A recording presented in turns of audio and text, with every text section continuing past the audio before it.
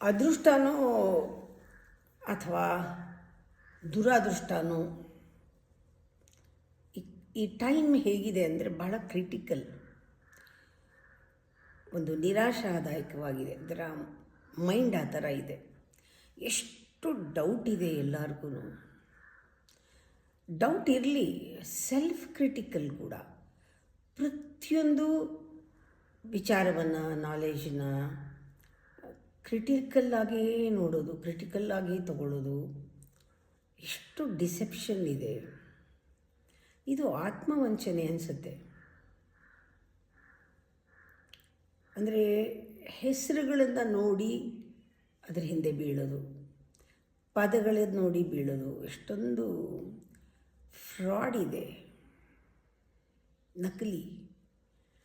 ನಾನು ಎಷ್ಟೋ ಸತಿ ಅಂದ್ಕೊಳ್ತೀನಿ, ಇಂಟರ್ನ್ಯಾಷನಲ್ ಅಂತ ಬೋರ್ಡ್ ಹಾಕೋತಾರೆ, ಅಲ್ಲಿ ಎಂಥದೂ ಇರಲ್ಲ.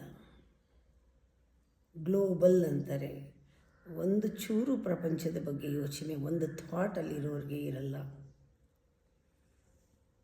ಎಷ್ಟೊಂದು ಫ್ರಾಡ್. ಇಷ್ಟರ ಮಧ್ಯೆ ಏನಾದರೂ ನೀವು ಜೆನ್ಯೂನ್ ಆಗಿ ನಿಜವಾದಾಗಿರೋದ್ರಲ್ಲಿ ಬಂದರೂ ಕೂಡ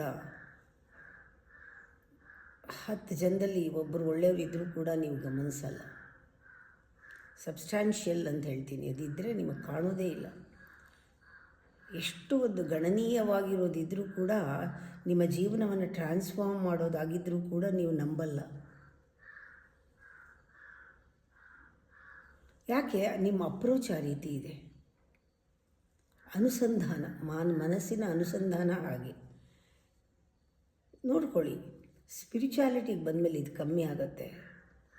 ಸ್ಪಿರಿಚುಯಾಲಿಟಿಗೆ ಬಂದಮೇಲೆ ಅನ್ನೋಕ್ಕಿಂತ ಶಿಫ್ಟ್ ಆದರೆ ಪ್ರಾಕ್ಟಿಕಲ್. ಅದು ತುಂಬ ಅಪ್ರೋಚು ನಿಮ್ದು ಆವಾಗ, ವೆರಿ ಪ್ರಾಕ್ಟಿಕಲ್. ಫಿಲಾಸಫಿ ಬರೀ ಪುಸ್ತಕ ಓದಿ ತಿಳಿಯೋ ಜ್ಞಾನ, ಬರೀ ಲೆಕ್ಚರ್ ಕೇಳ್ಕೊಂಡು ಬರೋ ಜ್ಞಾನ ಇದೆಯಲ್ಲ ಫಿಲಾಸಫಿ, ಅದು ಐಡಿಯಾ ಅಷ್ಟೇ. ಯಾರೋ ಎಕ್ಸ್ಪೀರಿಯನ್ಸ್ ಮಾಡಿದ್ದು, ಯಾರೋ ಹೇಳಿದ್ದು, ನೀವು ಕೇಳಿದ್ದು ಹಾರ್ಡ್ ರೀತಿ, ಅಥವಾ ಯಾವುದೋ ಬೋಧನೆ, ಭಗವದ್ಗೀತೆ ಓದ್ತಾರೆ ಅಲ್ಲಿಗೆ ಹೋಗ್ತೀವಿ, ಉಪನಿಷತ್ತು ಓದ್ತಾ ಇದ್ದಾರೆ ಅದಕ್ಕೆ ಹೋಗ್ತೀವಿ. ಅವರು ಓದ್ತಾರೆ, ನೀವು ಕೇಳ್ತೀರಾ, ಅದಲ್ಲ. ಎಕ್ಸ್ಪೀರಿಯನ್ಸ್ ಆಗುತ್ತಾ ನಿಮಗೆ?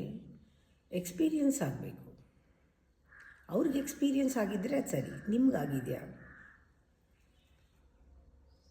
ನಾವು ಎಕ್ಸ್ಪೀರಿಯನ್ಸ್ ಮಾಡಬೇಕು ಪ್ರತಿಯೊಂದು. ರಾಮಕೃಷ್ಣ ಪರಮಹಂಸ ಪ್ರತಿಯೊಂದರಲ್ಲೂ ಆ ಒಂದು ದೈವಾಂಶವನ್ನು ನೋಡಿದವರು, ಅವ್ರಿಗೆ ಸೋರ್ಸ್ ಗೊತ್ತಾಗೋಗಿತ್ತು.